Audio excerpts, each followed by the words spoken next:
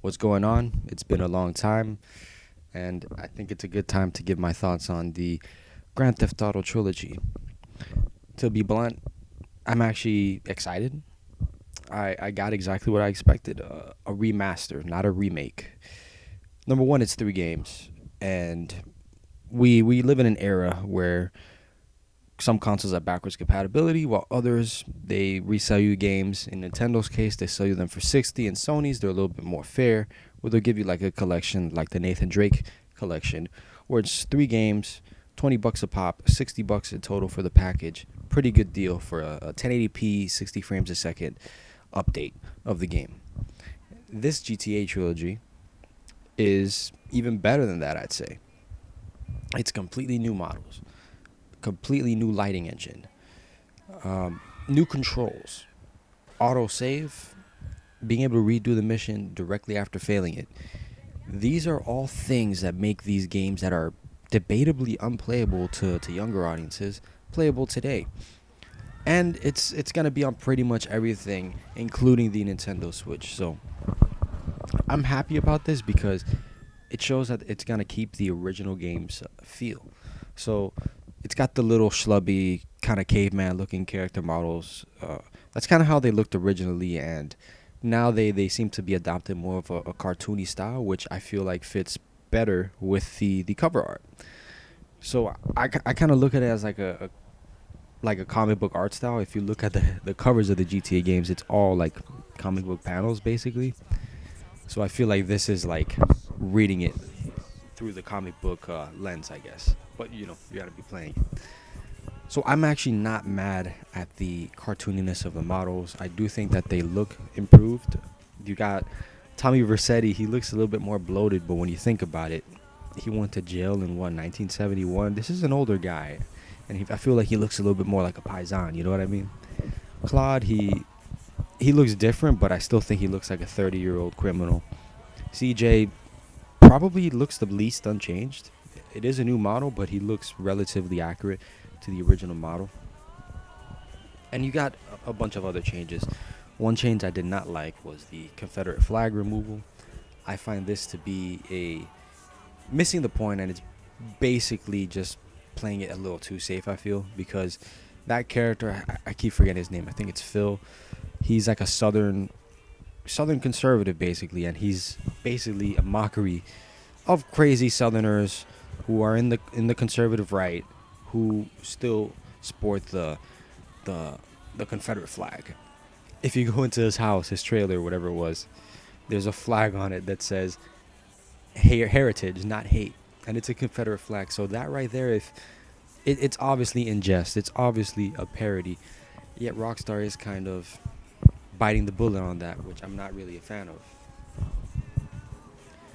All in all, I think it is a pretty decent collection.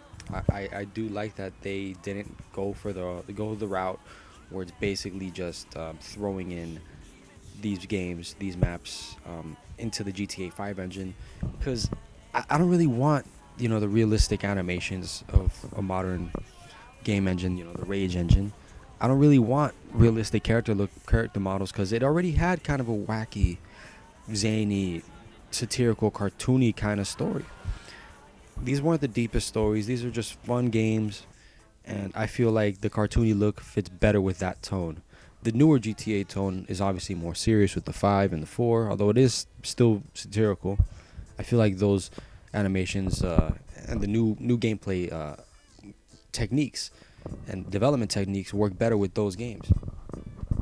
If you look at those basically ports of San Andreas and Vice City and 3 in the GTA 5 or 4 engine, they look off. It's just weird to see Tommy Vercetti mocap. Do you know what I mean? Like, and if you do those weird missions like that, I just don't think it'll mesh well. I would have liked something like a multiplayer. It would have been dope if you could have like all of the maps put together in one. I feel like they are at least the next gen consoles could handle that. That would have been sick. Just connect them all via a bridge. Have one huge free for all type map. You don't have to have it as something insane, but that would have been a dope thing to see.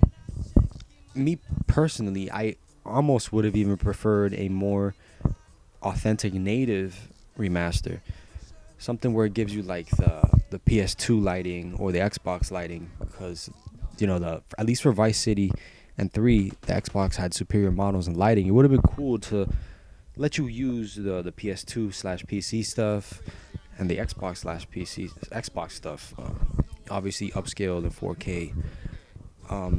San Andreas was kind of vice versa.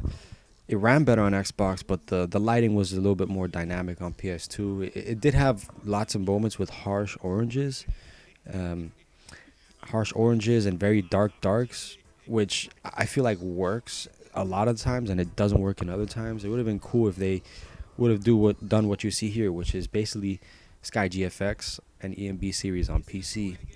If you're in the GTA mod community, Sky GFX, at least Sky GFX 1 for San Andreas, is replicating the PS2 lighting. When you got the high draw distance and the high resolution, it doesn't have those overbearing saturated oranges. And when you have EMB series, you have complex shadows, at least more dynamic shadows that cast off different points of the character. I would have preferred something like this as the purist, because I do think I don't know, I like the native blockiness, cavemanness of the original characters, but that's just coming from me as a purist of some sorts. But to be like compared to Nintendo, this is Mother Teresa right here. I know Take Two is not a good corporation. I mean, any billion-dollar corporation is not for the money, for sure. But they arguably did a better job. Well, arguably are doing a better job remastering their stuff than Sony. For sure, doing a better job than PlayStation. Even Microsoft, really, Master Chief Collection, the only thing they really remastered was Halo 2. Everything else was a 360 port. So, I mean, this is pretty above average, I'd say, for a remaster. As far as buying it day one, I'm not, because I just beat these games recently on PC, and it's not launching on Steam, so there's a reason why I won't get it day one. But I am considering that Switch version. I'm seeing that it's digital only, which what I mean by that is if you buy the case, you still have to download the game, which is stupid. But that's the first time you're really gonna be able to play these games on a Nintendo console. I grew up on GameCube when I was a little kid, and that series wasn't on the console, and I had to play them on PS2 years later, in like middle school, around there. So, and even back then, those games looked like crap. Like, I never owned them, but I always thought they looked pretty bad because they didn't have fingers and stuff. So GTA has never been a pretty game. And if it's fugly, if you think it's fugly, I feel like it's still keeping the game's original style.